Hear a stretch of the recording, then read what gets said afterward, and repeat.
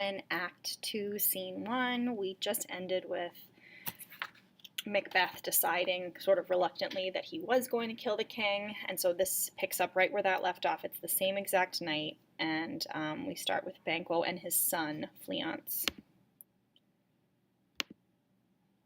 How goes the night, boy? Down, I have not heard the clock. And she goes down at 12. I take it 'tis later, sir. Hold, take my sword. There's husbandry in heaven. Their candles are all out. Take thee that too. A heavy summons lies like lead upon me, and yet I would not sleep. Merciful powers, restrain in me the cursed thoughts that nature gives way to in repose. All right, so here we learn something that's going on with Banquo internally. It says that a heavy summons lies like lead. So think about what lead is. It's something that's really heavy. So it's sitting on his shoulders and he's not able to sleep because of it. And so what that is the witch's prophecies. So ever since hearing them, he's thought about them and he hasn't been able to sleep. So pay attention to how Macbeth reacts when Banquo tries to tell him this. Give me my sword. Who's there? A friend. What? So we know that probably at this point, Macbeth is not really Banquo's friend, but we'll kind of see that in a little bit. Sir, not yet at rest? The king's abed. He hath been in unusual pleasure, and sent forth great largesse to your offices. This diamond he greets your wife withal, by the name of most kind hostess, and shut up in measureless content. Being unprepared, our will became the servant to defect, which else should free have wrought.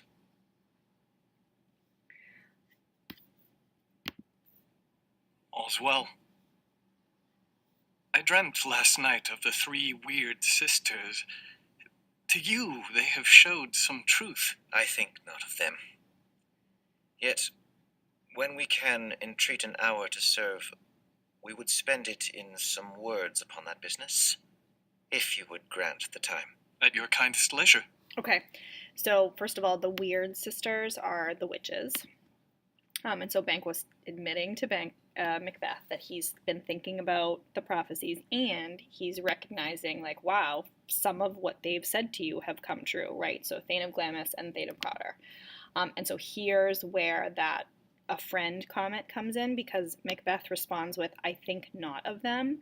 And we know, obviously, that that's not true. So he's thinking an awful lot about them. In fact, he's going to, right now, go and kill Duncan because he's thinking about what the witches said. So this is another example of appearance versus reality. Macbeth is appearing one way to Banquo, and we know that there's a different reality at play as well. If you shall cleave to my consent when 'tis, it shall make honor for you. So I lose none in seeking to augment it, but still keep my bosom franchised and allegiance clear, I shall be counselled. Good repose the while. Thanks, sir, the like to you.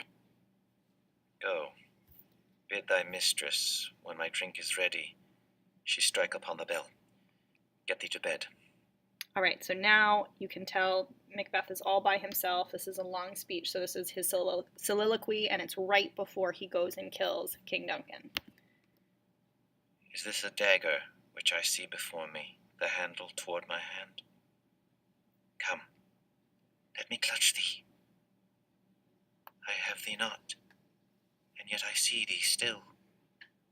Art thou not, fatal vision, sensible to feeling as to sight? Or art thou but a dagger of the mind, a false creation, proceeding from the heat-oppressed brain? I see thee yet in form as palpable as this which now I draw. Okay, so in front of Macbeth, he's hallucinating a dagger. And so the reason he's hallucinating is because he feels so much stress about going to kill the king. We know his heart's really not in it. He had decided, we'll proceed no further with this. I don't want to do it. And it was Lady Macbeth who really kind of manipulated him and convinced him into doing it. So because of that stress, he's hallucinating and he sees this dagger in front of him. Then, though, we see that he takes out his actual dagger. Thou marshallest me the way that I was going, and such an instrument I was to use. Mine eyes are made the fools o' the other senses, So he knows he's or else hallucinating. worth all the rest. I see thee still, and on thy blade and dudgeon gouts of blood, which was not so before. There's no such thing. It is the bloody business which informs thus to mine eyes. Now, o'er the one half world nature seems dead, and wicked dreams abuse the curtained sleep. Witchcraft celebrates pale Hecate's offerings, Hecate is the queen of the witches, whom we'll meet later. and withered murder, alarmed by his sentinel, the wolf, whose howls his watch. Thus with his stealthy pace, with Tarquin's ravishing strides, towards his design moves like a ghost. Thou sure and firm-set earth, hear not my steps, which way they walk, for fear thy very stones prate of my whereabout, and take the present horror from the time which now suits with it. Whiles I threat, he lives. Words to the heat of deeds too cold breath gives. I go, and it is done. The bell invites me. Hear it not, Duncan, for it is a knell that summons thee to heaven or to hell. Good, and then he exits. So we see, obviously, this is a heroic couplet. He's planning on going to kill Duncan right now. He's thinking quite a bit. Like, look at all of the imagery about, the witches and witchcraft and ghost, and so death is really obviously on his mind. Cold breath, talking about after Duncan dies. So off he goes, and that ends Act 2, Scene 1.